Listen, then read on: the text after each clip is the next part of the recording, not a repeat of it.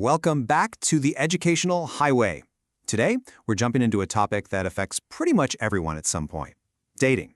We're going to look at two totally different playbooks. The one culture usually hands us, which, let's be honest, often leads to a lot of pain, and another one based on a much more intentional design. So, let's dive right in. So let me ask you something right off the bat. When you've got questions about relationships, where's the first place you go? Seriously, think about it. Is it your phone, your group chat, maybe that new show everyone's talking about? Yeah, for most of us, it's a mix of all these things, right? We're scrolling through social media, binge-watching shows like Love is Blind, talking it over with our friends, maybe even getting some advice from our parents. But here's the thing. We often end up taking advice from sources that aren't exactly setting us up for success. It can get super confusing, and honestly, can lead to a lot of unnecessary pain. Now, let's get one thing straight. Wanting to be in a relationship, that is a good, natural thing. The material this explainer is based on says that this desire is actually baked into our DNA. We were literally designed for connection. So the desire itself is not the problem. The real question is, what's our game plan? What's the approach we're taking to find that connection? And that brings us to the first major point we need to unpack: how our culture's way of doing things can often be a perfect setup for heartbreak. It promises the world, but a lot of the time just leads to disappointment. So what's the issue? Well, at its core, the script that culture gives us for dating is incredibly self-focused. It puts you, the individual, right at the center of the universe. Everything revolves around you. And what does that look like in the real world? It means the main focus is on your feelings, your happiness, your physical attraction, and making sure your needs are being met. It's almost like a consumer mindset, like you're shopping for a person. And that has some serious consequences. This slide really just lays it all out, doesn't it? On one side, you have culture's view. It's all about you and fulfilling your immediate desires. And this framework suggests that's a direct path to heartbreak. On the other side, you have what's called God's design, which flips the script entirely. It shifts the focus, and it's presented as the path to truly healthy, lasting relationships. So let's actually dig into that alternative. Let's see what it looks like to build on a different foundation. We're now exploring what the source material calls God's design, a framework that's described as both purposeful and powerful. And listen, this part is for everyone. Whether you're a student navigating your first relationship, a parent trying to give good advice, or just anyone dreaming of a healthy marriage someday. Okay, so the first pillar of this design is that dating should be purposeful. And that purpose? It's marriage. Now, I know that can sound really intense, especially if you're younger. But here's the key. It doesn't mean you have to marry the first person you go on a date with. Not at all. The point is that when you keep marriage as the end goal, it totally changes how you date. It shapes your standards, helps you set boundaries, and it really protects your heart in the process. The second pillar is this idea of powerful love. This kind of love isn't just a mushy feeling you fall into and out of. It's defined as an action, a choice you actively make day in and day out. It's a love that's patient, it's kind, and it's a love that doesn't always demand its own way.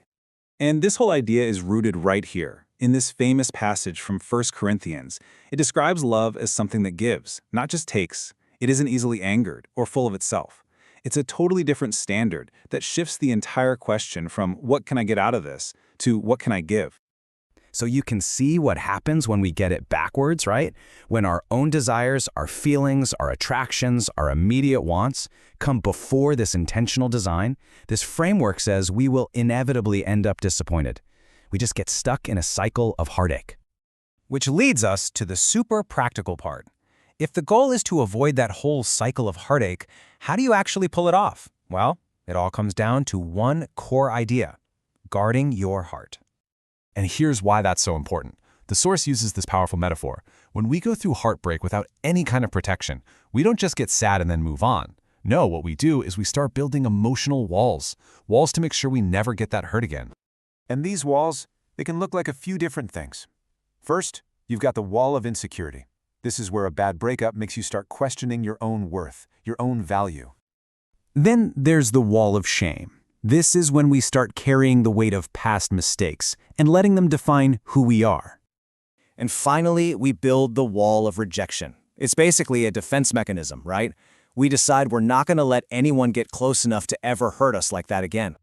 So, what's the alternative to building all these walls? The source points right to this verse in Proverbs. It says, "Guard your heart above all else." And notice, this isn't about being defensive after you get hurt. It's a proactive strategy. The idea is that your heart is like the source of everything in your life, so protecting it has to be your #1 priority. Okay, let's get real for a second. Here's our second question for you today, and I genuinely love to see your answers in the comments. Whether it's insecurity, or shame, or that fear of rejection, what's one wall you've had to work on breaking through in your own life and relationships? You never know.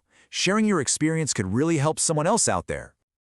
All right, let's shift from playing defense to playing offense. Instead of just reacting to bad experiences, how can we actively prepare for healthy dating?